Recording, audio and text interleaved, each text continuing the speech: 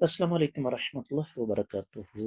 بسم اللہ والصلاۃ والسلام علی رسول اللہ۔ سوال آ گیا جی، کسی کی مدد کرنے کے بعد اس پر ہر وقت روب ڈالنا، اس کو کم تر سمجھنا، باتوں باتوں میں اسے جتلانا کہ تم نے یہ پیسے کہاں خرچ کیے، تو کیا کیا جائے؟ ایسا کرنے والے شخص کو اس کے پیسے واپس کر دیے جائیں۔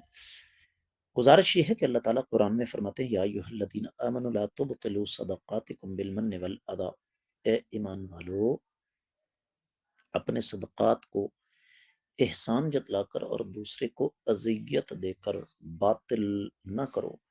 ایسا کرنے والا شخص دوسرے کا جینا حرام کر دیتا ہے۔ بہتر یہ ہے کہ اس کی امداد اس کو واپس کر دی جائے اور اس سے کہہ دیا جائے کہ جناب یہ ہمارے معدے پر بھاری ہے، ہم اس کو ہضم نہیں کر سکتے، تاکہ مسلسل اذیت سے جان جو ہے وہ چھوٹ جائے۔